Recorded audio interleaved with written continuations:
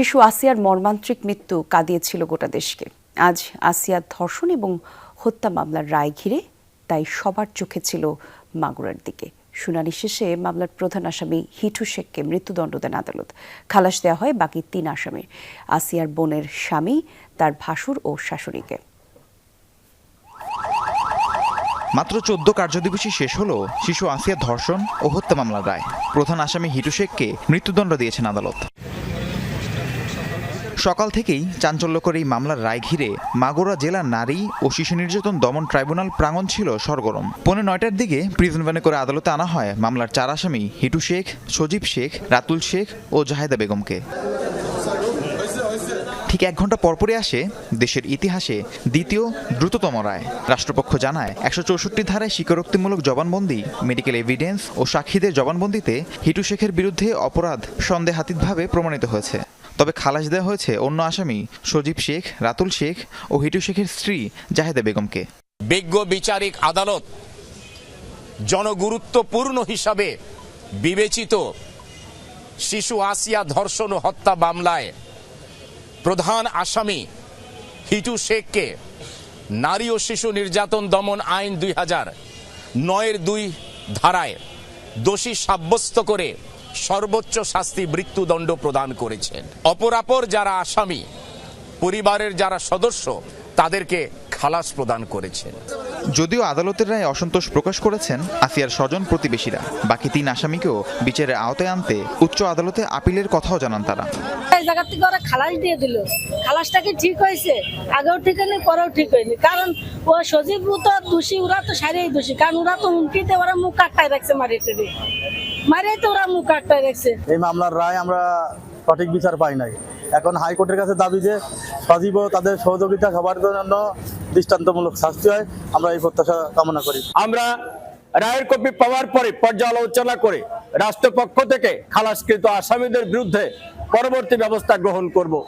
গত 13 এপ্রিল আলোচিত এই মামলার অভিযোগপত্র দেয় পুলিশ। 23 এপ্রিল অভিযোগ গঠনের মধ্য দিয়ে শুরু হয় বিচার কার্যক্রম। সাক্ষ্য গ্রহণ শুরু হয় 27 এপ্রিল।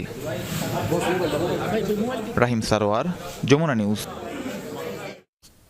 সহকর্মীরা সকাল থেকে রায় এবং এর প্রতিক্রিয়ার ব্যাপারে খোঁজখবর রাখছেন। তাজনুর ইসলামের কাছে যাচ্ছি, তিনি আছেন আসিয়ার বাড়িতে।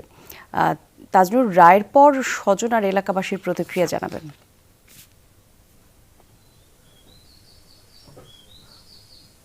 না দেখুন, এক রকমের সন্তুষ্টি তো আছেই, যেহেতু এত জলদি সময়ের মধ্যে পুরো মামলার কার্যক্রম শেষ হওয়া এবং তারপরে যে আজকে যে রায় ঘোষণা হয়েছে সেটি নিয়ে আসলে এক রকমের মিশ্র প্রতিক্রিয়া রয়েছে।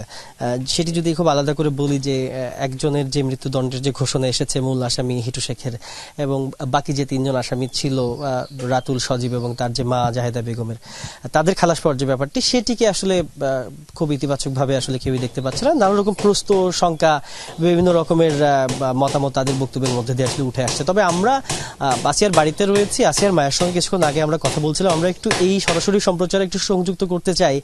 আমরা আসলে আনুষ্ঠানিকভাবেই তার কাছ থেকে জানতে চাই যে এই যে আজকে যে রায় হলো, এবং আপনি বারবার আপত্তির কথা জানাচ্ছিলেন যে 3 জন কিভাবে খালাস পেল, মানে আপনার কি মনে হচ্ছে, আপনি এই রায় কতখানি সন্তুষ্ট? আমি ধরেন 1 নম্বর আসামি হিটু শেখকে ফাঁসি দিয়েছে, আমি খুশি হয়েছি। কিন্তু ওই 3 জন যে ছাড়া পেয়ে গেছে, ওগাতে সাজা হওয়া উচিত ছিল। কিন্তু জানি না আদালত কি করলো, এটা আমি তো বলতে পারি না। তবে আমি ওগার 3 জনের বিষয়ে খুশি হইনি, কারণ ওরা যে ছাড়া পাইছে, ওরা পরবর্তীতে আবার আমার বড় মেয়ে হামিদার উপর ক্ষতি করতে পারে, এটা সম্ভাবনা। আবার দেখছে আমার নাই করলো, আরেকজনের তো অবশ্যই করলো। তাই কিভাবে ছাড়া পেলাম তো বুঝতে, কিন্তু আদালত সারা দেশে, এটা আমি তো খুশি হইনি ভাই। এক রকমের মিশ্র প্রতিক্রিয়ার কথা যেমনটি বলছিলাম, যে এই যে খালাস যারা পেয়েছে তাদের পরবর্তী সময় তারা যদি জেল থেকে ছাড়া পেয়ে যায় এবং পরবর্তী সময়ে নানা রকম নিরাপত্তাজনিত বিভিন্ন রকমের শঙ্কা তৈরি হতে পারে, যেহেতু এই যে তার যে বড় মেয়ে হামিদা, তার নিরাপত্তার বিষয়টি রয়েছে, সবকিছু মিলে এক ধরনের শঙ্কা কিন্তু তাদের মধ্যে রয়েছে। এবং গ্রামবাসীও সেই একইভাবেই আসলে কথা বলছে। যদিও মূল যে আসামি তার যে মৃত্যুদণ্ড হয়েছে সেটিতে আসলে সবাই বেশ সন্তুষ্টির কথা জানিয়েছে। তবে আজকে আদালত চত্বরে আমরা দেখেছি যে সবাই আসলে এই সারা দেশের মতো এই মামলার দিকে, সবাই মামলার বিচারের দিকে, মামলার রায়ের দিকে সবাই আসলে তাকিয়েছিল, এবং যে রায় হয়েছে সেই রায় আসলে সাধারণ মানুষ, বিভিন্ন শ্রেণী পেশার মানুষ, সুশীল সমাজের প্রতিনিধিরা তারাও বেশ সন্তুষ্টির কথাই জানিয়েছেন। ধন্যবাদ আপনাকে। এবারে যাব আলিমুজ্জামান উজ্জ্বলের কাছে। তিনি আদালত প্রাঙ্গণে আছেন। উজ্জ্বল, 14 কার্যদিবসের রায় হলো মামলার বিচারিক কার্যক্রম সম্পর্কে আরো বিস্তারিত তথ্য জানাবেন। কলি, আপনি জানেন যে আজ সকাল 9:30টার দিকে মাগুরা জেলা জজ আদালতে শিশু ও নারী নির্যাতন দমন ট্রাইব্যুনাল আদালতের বিচারক জাহিদ হাসানের আদালতে কিন্তু শিশু আসিয়া হত্যা ধর্ষণ মামলার যে রায় হয়েছে সেখানে হিটু শেখ, প্রধান অভিযুক্ত হিটু শেখকে মৃত্যুদণ্ড দেওয়া হয়েছে। বাকি যে 3 আসামি তাদেরকে কিন্তু বেকসুরি খালাস দেওয়া হয়েছে। আর এর আগে আমি বলি যে গত 15ই March Magura chief judicial magistrate আদালতে কিন্তু হিটু শেখ 164 ধারায় সে জবানবন্দি দেয়। সেখানে কিন্তু সে তার দোষ স্বীকার করে। তারপরে কিন্তু আদালতের কার্যক্রম সহজ হয়ে যায়। এরপর 23 এপ্রিল চার্জ গঠন হয়। 27 এপ্রিল সাক্ষীদের সাক্ষ্য গ্রহণ হয় 8 কার্যদিবসে। এরপর সর্বশেষ 12 এবং 13ই মে কিন্তু আদালতে যুক্তিতর্ক উপস্থাপন করা হয়। তো যেই যুক্তিতর্ক উপস্থাপনের মাধ্যমেই কিন্তু আজকের এই যে 17 মে অর্থাৎ আজকের রায় ঘোষণার দিন ধার্য করা আদালত আজকে যে রায় হয়েছে তাতে করে আইনজীবীরা বলছে যে মাগুরার ইতিহাসে এই প্রথম এমন ঘটনা যে মাত্র 14 কার্যদিবসেই শিশু আসিয়া ধর্ষণ হত্যা মামলার রায় হয়েছে।